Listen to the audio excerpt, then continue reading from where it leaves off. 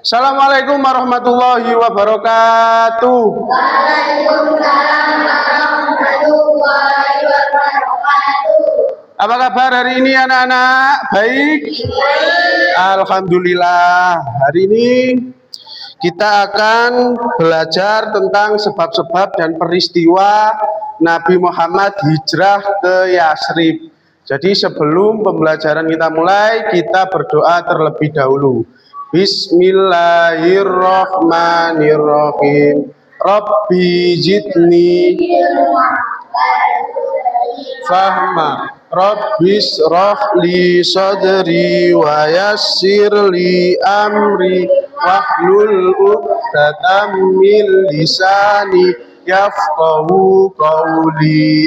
Amin ya rabbal alamin. Oke, saya absen terlebih dahulu. Duduk aja Pak, gak apa-apa. Saya absen terlebih dahulu. Kelihatannya masuk semua ini. Al gak masuk. Nanti angkat tangan yang tinggi ya biar saya tahu. Adelia Sakinah hadir. Adena Sasi Kirana oke hadir.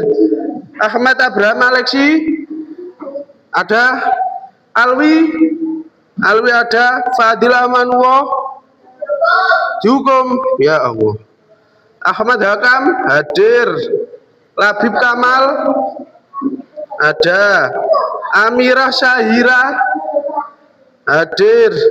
Akila Yumna Ajim hadir. Ajim. Kalista hadir. Dwi Suci ada. Fatan dihukum. Fatimah Zahra dihukum juga ya. Faja Adelia Jihan dihukum juga. Keisha ada. Zahra Aprilia ada. Berarti ada semuanya ya. Yang dihukum belum masuk ini. Alhamdulillahirabbil alamin. Kita akan melakukan ice breaking terlebih dahulu sebelum melakukan pembelajaran biar semangat di pagi hari. Tepuk semangat. Semangat. Sekali lagi masih ada yang tidak ikut. Tepuk semangat. Semangat.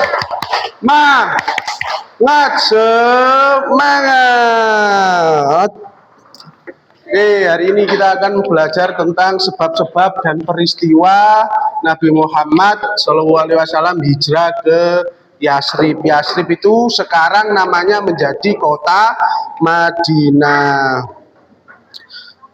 Oke, sebelum kita masuk ke penjelasan, kira-kira menurut sampean apa sebab-sebab yang menjadikan, yang mendorong Nabi Muhammad itu hijrah ke Yasrib? Ada yang mau jawab? Ada yang mau jawab? Kenapa kira-kira? Apa sebabnya Nabi Muhammad kok sampai hijrah ke Yasrib? Ada yang tahu? Ada yang tahu? Tidak ada yang tahu? Oke, makanya itu kita belajar tentang sebab-sebab dan peristiwa hijrah Nabi Muhammad. Agar apa? Agar kita itu mengetahui perjuangan Nabi Muhammad dalam menyebarkan agama Islam. Nah, peristiwa hijrah Nabi Muhammad itu juga mengajarkan kita untuk tetap sabar dan berani dalam menghadapi sesuatu tantangan. Oke, nanti setelah ini saya akan membagi menjadi 6 kelompok. Nanti yang namanya saya panggil langsung maju ke depan. Oke? Kelompok 1. Sebentar. Adelia Sakinah. Di sana. Hakam. Ayo langsung masuk Kam. Akila. Maulana Al-Kafi. Sana Mas. Oke, diperhatikan. Ini sudah dibagi kelompok. Kelompok 1 angkat tangan. Kelompok 2, kelompok 3, kelompok 4, kelompok 5, kelompok 6. Diperhatikan nanti habis ini akan mendapatkan LKPD. LKPD adalah lembar kerja peserta didik. Nanti setiap kelompok akan mendapatkan 1. Ini untuk yang kelompok 1 dan materinya. Ini kelompok 2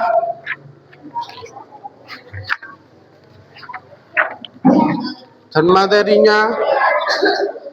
Ini kelompok 3 dan materinya.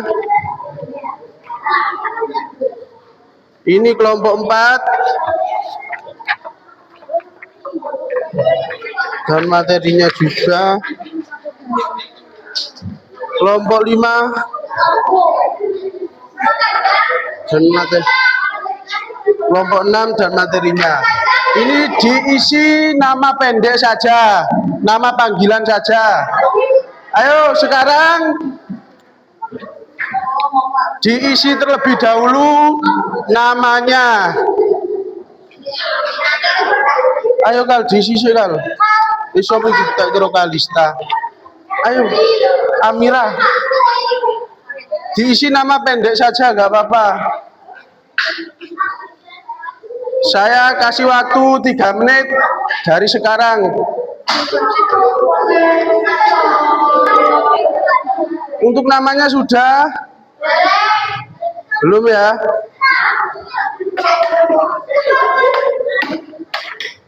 Nama pendek saja, cepet. Biar gak lama-lama. Waktu ini waktu.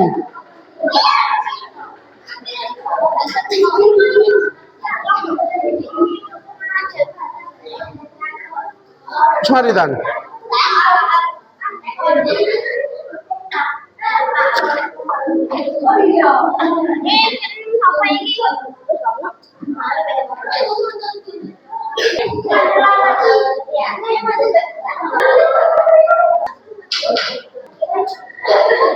Diisi nama, silakan dibaca petunjuknya. Silakan dibaca petunjuknya dan tuliskan terlebih dahulu sebab-sebab Nabi Muhammad hijrah ke Yasrib. Dibaca bukunya, dibaca materinya ini, dituliskan di lembar yang sudah disiapkan. Saya beri waktu Bono Jami 5 menit. Nggih, seperti nggih. Langsung dibaca dulu dan langsung diisi kerjasamanya.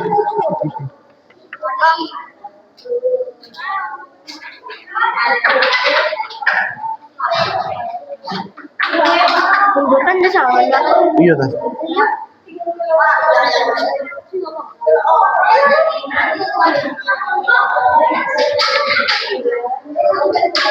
Gue gambar Evan.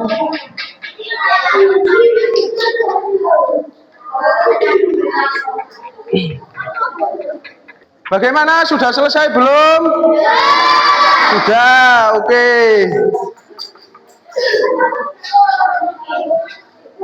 Karena sudah selesai, saya mau tanya dulu. Sebab yang pertama adalah apa?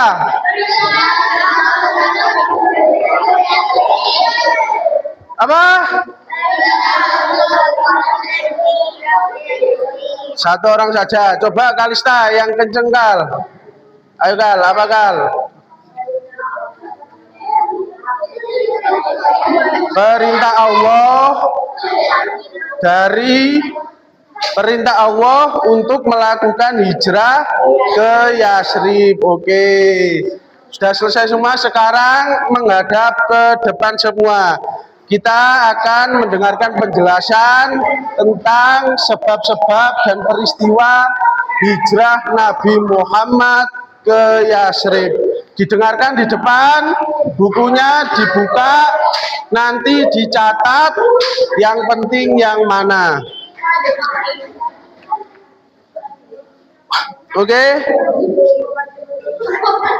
Nah, apa yang kita akan pelajari hari ini? Didengarkan dulu. Pada materi ini kita akan mempelajari 2 pokok pembahasan utama. yaitu sebab-sebab yang mendorong Nabi Muhammad hijrah ke Yatsrib. Kedua adalah berbagai peristiwa yang terjadi ketika Nabi Muhammad melakukan perjalanan hijrah dari Makkah menuju ke Yatsrib. Dengan memahami kedua hal tersebut, kita dapat mengetahui bagaimana perjuangan Nabi Muhammad dalam menyebarkan agama Islam. Diperhatikan ke depan, karena materinya di depan, jangan melihat yang lain. Ayo Pak, menghadap ke depan dulu. Oke, sebab-sebab hijrah Nabi Muhammad. Hijrah Nabi Muhammad ke Yatsrib itu terjadi, bukan tidak terjadi tanpa alasan. Nah, ada beberapa sebab yang mendorong terjadinya hijrah tersebut. Sebab-sebab itu adalah yang pertama apa? Dibaca di depan. Yang kedua, tekanan dari kaum kafir Quraisy. Yang ketiga, adanya jaminan keamanan dari Yatsrib. Yang keempat, adanya permintaan masyarakat Yatsrib untuk berhijrah. Nah, kita akan membahas sebab pertama ini adalah perintah Allah Subhanahu wa Ta'ala. Nah, ketika para pemuka suku Quraisy ini sedang mengadakan rapat di Darun Nadwah, Allah itu menurunkan wahyu kepada Nabi Muhammad melalui malaikat Jibril, yaitu surah Al-Anfal ayat ke-30. Nah, setelah menyampaikan wahyu tersebut, malaikat Jibril berkata kepada Rasulullah agar tidak tidur di tempat yang biasanya Rasulullah gunakan. Nah, malaikat Jibril juga menyampaikan bahwa Allah Subhanahu wa Ta'ala itu memerintahkan Nabi Muhammad untuk berangkat hijrah ke Yatsrib. Perintah Allah Subhanahu wa Ta'ala inilah yang menjadi sebab-sebab pertama hijrahnya Nabi Muhammad ke Yatsrib. Ini karena ada perintah Allah Subhanahu wa Ta'ala. Makanya Nabi Muhammad itu melakukan hijrah ke Yatsrib. Nah, sebab yang kedua ini adanya tekanan dari kaum kafir Quraisy. Nah, kaum muslimin yang tinggal di Mekah itu mengalami banyak sekali kesulitan dan penderitaan akibat perlakuan kaum kafir Quraisy. Mereka sering menerima gangguan dan penganiayaan karena memeluk agama Islam. Jadi masyarakat Islam di Yatsrib di Mekah itu mengalami gangguan yang sangat parah dari orang-orang kafir, disiksa, dihina-hina gitu ya.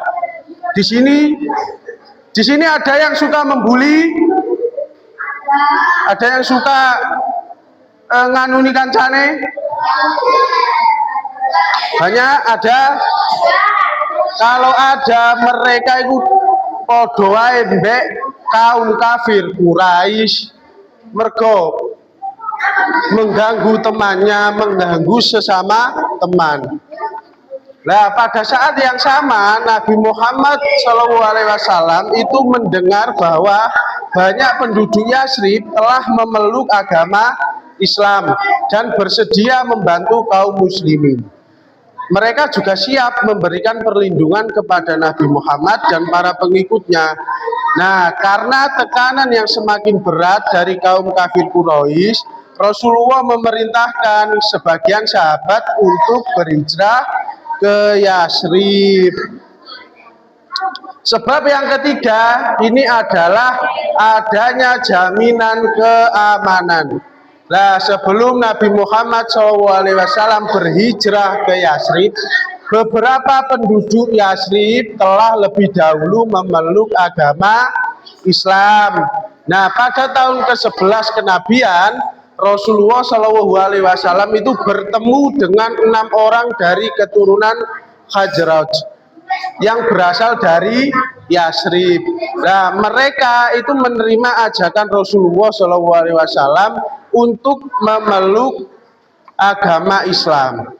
Setelah memeluk agama Islam, mereka kembali ke Yasrib dan mereka menyebarkan agama Islam kepada masyarakat di sana. Nah, peristiwa ini menjadi awalnya perkembangan Islam di Yasrib.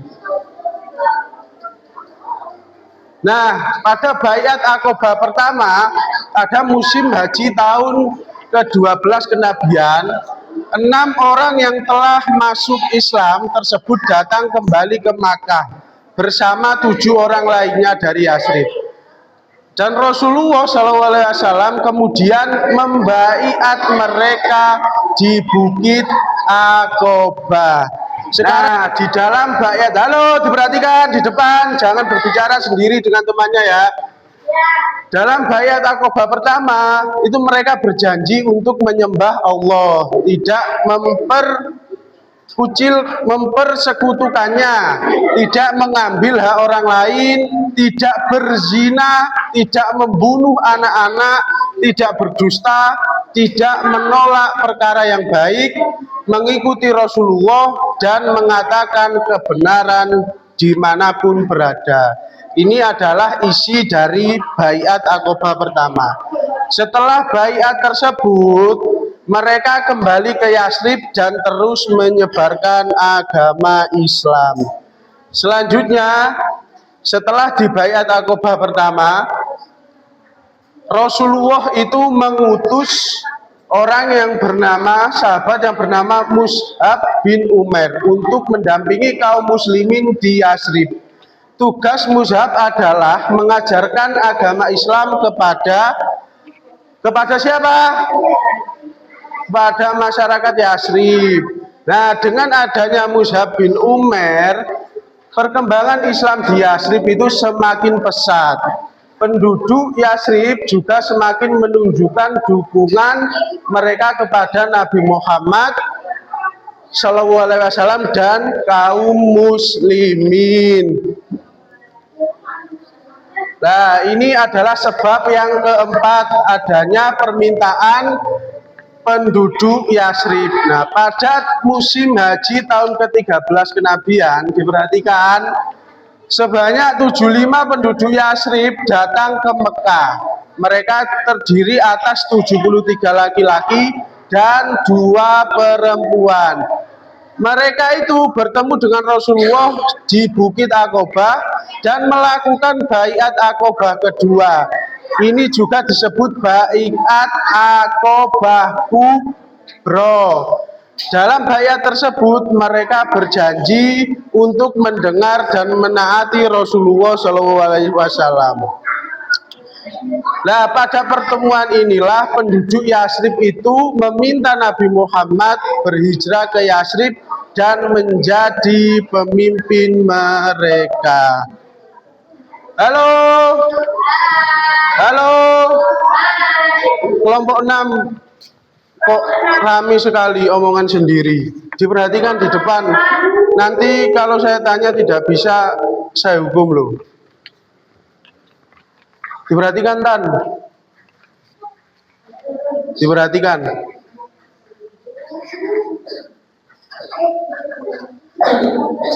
Dari sebab-sebab tadi, apa ada yang ingin ditanyakan? Tidak? Sudah paham? Oke, sekarang kita masuk ke peristiwa hijrah Nabi Muhammad SAW. Nah, setelah mengetahui sebab-sebab hijrah, kita akan mempelajari berbagai peristiwa yang terjadi ketika Nabi Muhammad itu melakukan hijrah ke Yasrib. Nah, perjalanan hijrah ini penuh dengan tantangan, tetapi Allah Subhanahu wa Ta'ala selalu memberikan pertolongan kepada Rasulullah.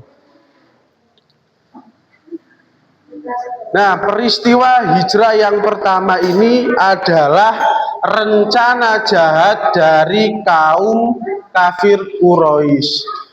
Semakin banyak kaum muslimin yang berhijrah ke Yasrib, melihat keadaan ini, kaum kafir Quraisy itu merasa Merasa apa aja? Merasa khawatir karena ya Yasrib dapat menjadi pusat perkembangan Islam. Lah oleh karena itu para pemimpin Quraisy mengadakan rapat di Darun Nadwah pada akhir bulan Syafar tahun ke-13 kenabian. Nah, mereka itu membicarakan atau merapatkan berbagai cara untuk menghentikan dakwah Nabi Muhammad. Nah, dalam rapat tersebut muncul berbagai usulan. Dari misal rapat seperti ini ya, terus ada yang usul. Ada yang mengusulkan agar Nabi Muhammad SAW itu dikurung di rumah, jadi tidak boleh keluar. Ada yang mengusulkan agar beliau itu dipenjara saja. Dan juga ada pula yang mengusulkan agar beliau ditangkap dan dimasukkan ke dalam peti sampai membusuk. Sangat kejam. Nah, namun pada akhirnya Abu Jahal, sama tahu Abu Jahal? Kenal. Namun akhirnya Abu Jahal mengusulkan agar Nabi Muhammad itu dibunuh saja oleh beberapa pemuda pilihan dari suku Quraisy. Lah dari kebanyak usulan tadi itu, usulan Abu Jahal lah yang disetujui dan para pemuda itu segera bersiap melakukan rencana mereka. Nah, setelah mendapatkan perintah untuk hijrah dari Allah, ini ada Abu Bakar yang menyertai Nabi Muhammad untuk hijrah. Nah, setelah menerima perintah hijrah, Nabi Muhammad pergi ke rumah Abu Bakar sing kompak. Setelah pergi menerima perintah hijrah dari Allah Subhanahu wa taala, Nabi Muhammad pergi ke rumah Abu Bakar. Rasulullah SAW itu memberitahukan bahwa beliau telah diizinkan Allah untuk berhijrah ke Yasrib. Abu Bakar mendengar itu sangat gembira. Ia menyediakan salah satu untanya yang terbaik, yaitu Al-Quswa. Al-Quswa ini adalah nama unta yang terbaik yang dimiliki oleh Abu Bakar. Unta ini itu untuk digunakan dalam perjalanan hijrah. Ia juga mempersiapkan segala kebutuhan yang diperlukan selama perjalanan. Nah, ini adalah persiapannya. Abu Bakar setelah menerima kabar tersebut meminta keluarganya membantu persiapan hijrah. Asma dan Aisyah menyiapkan bekal berupa makanan dan pakaian. Abdullah bin Abu Bakar bertugas mendengarkan berita dan pembicaraan kaum kafir Quraisy di Mekah. Dan Amir bin Fuhairah bertugas menggembala kambing untuk menyediakan susu bagi Rasulullah SAW dan Abu Bakar selama persembunyian mereka. Lah, ini di peristiwa ini Jaki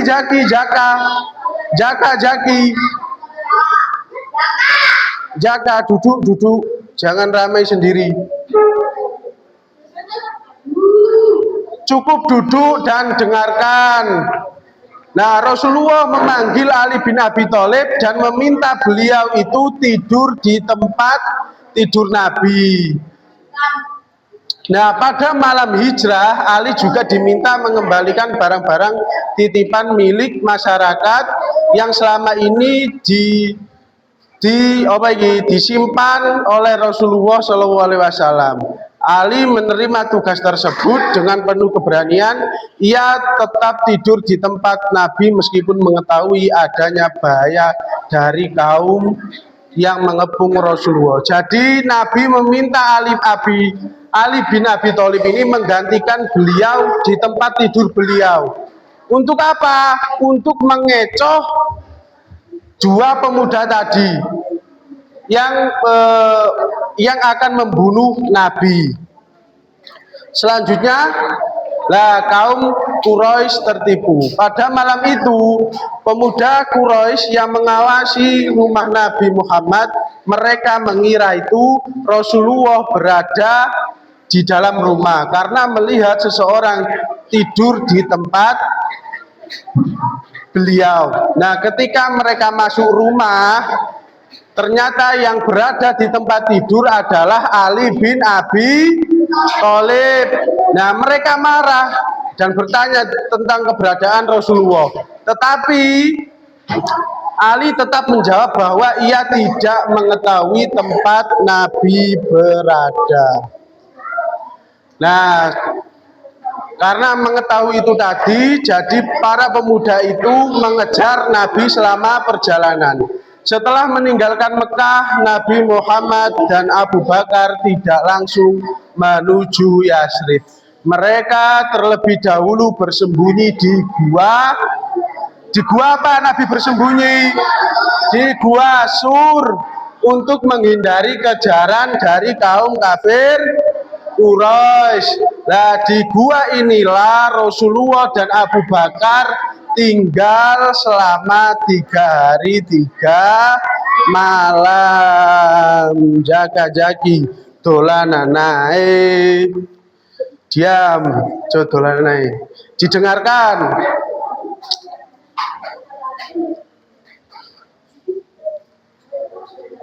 Nah, selama di gua Sur itu ada pertolongan Allah. Allah Subhanahu wa taala itu memberikan pertolongan kepada Rasulullah dan Abu Bakar di pintu gua Sur.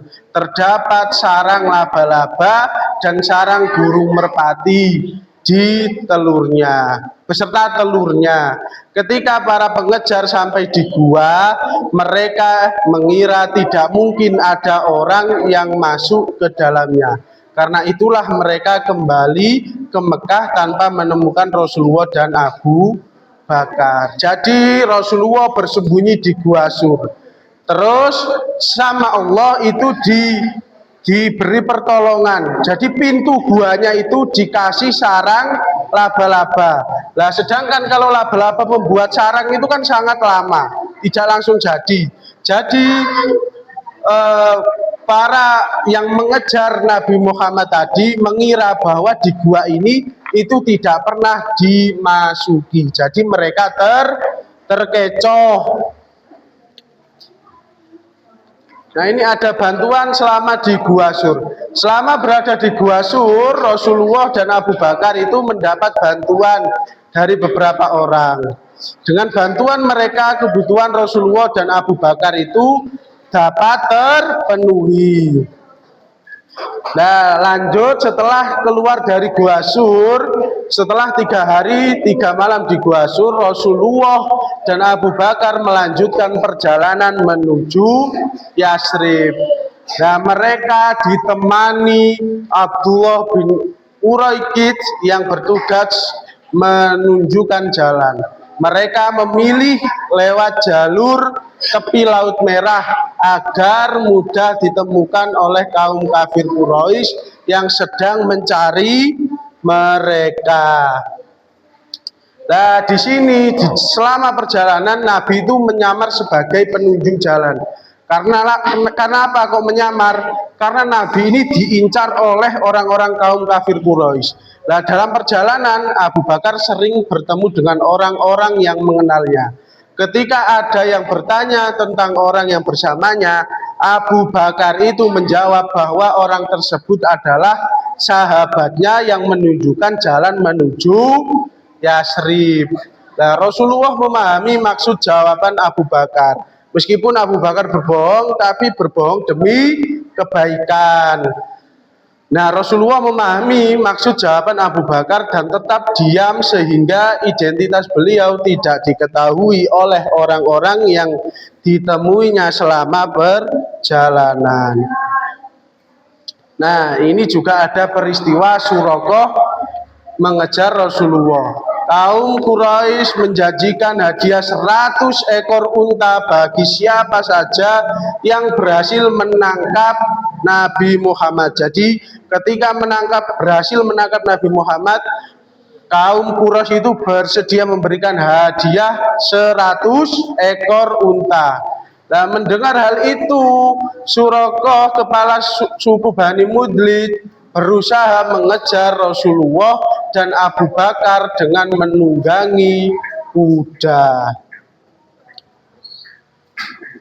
Nah, di sini pertolongan Allah lagi. Allah melindungi dari Suraqah. Nah, ketika Suraqah hampir berhasil mendekati Rasulullah, kudanya itu tergelincir dan ia terjatuh. Ketika terjatuh, bangkit lagi, mengejar lagi, terjatuh lagi. Mengejar lagi, terjatuh lagi, sampai 3 kali. Nah, disitulah Suraqah itu sadar.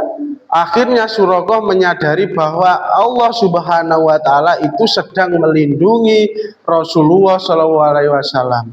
Ya, kemudian meminta maaf dan berjanji tidak akan memberitahukan perjalanan Rasulullah kepada kaum kafir Quraisy. Lah, hijrah Nabi Muhammad ini setelah sampai di penutup. Pun sekarang duduk di bangkunya masing-masing. Ayo Pan, duduk Pan. Duduk di bangkunya masing-masing.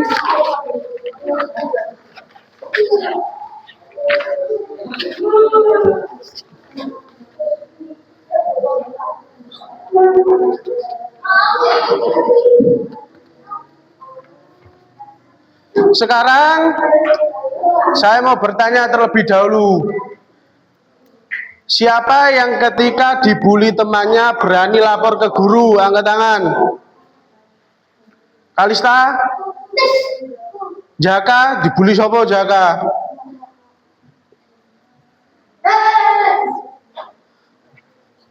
Berani ya. Nah, itulah menunjukkan sikap berani. Ketika sampean dianu kancane tanpa salah apapun, itu kalian harus berani untuk melaporkan ke guru. Dan ketika teman kalian mengajak untuk berbuat keburukan, mengajak bolos, ngajak ring jeding tapi gak nguyo, nah ngono sampean harus berani menolak. Itu menunjukkan sikap Rasulullah, berani. Nggih. Sekarang dibuka LKPD-nya lagi, dituliskan peristiwa-peristiwa hijrah apa yang tadi dilalui Rasulullah selama perjalanan ke Yasrib. Silakan ditulis dan dibaca. Apa Kal? Nggih, dibaca peristiwa, ada tulisannya Kal. Sini Kal, diguri Kal. Kon ditulis sih peristiwa, dibuka.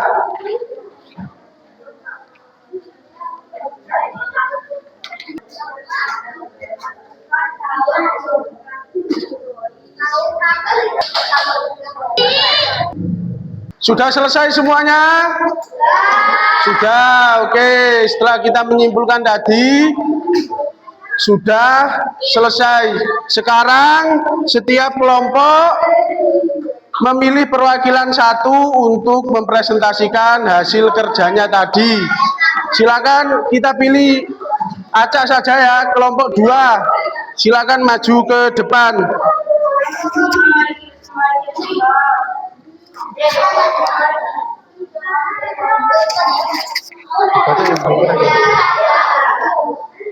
Dibaca mulai ini. Didengarkan, temannya presentasi didengarkan.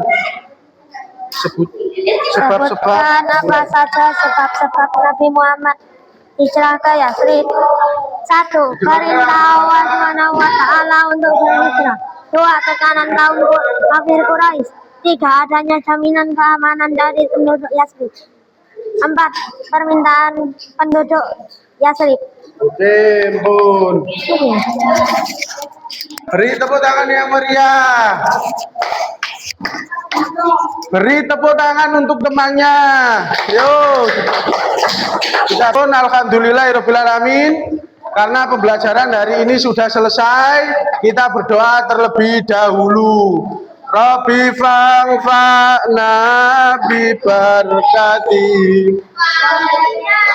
husna bi hurmati wa amitna fi tariqati wa mu'afati minal fitani. Mohon terima kasih, semoga pembelajaran kali ini bermanfaat. Saya akhiri, assalamualaikum warahmatullahi wabarakatuh.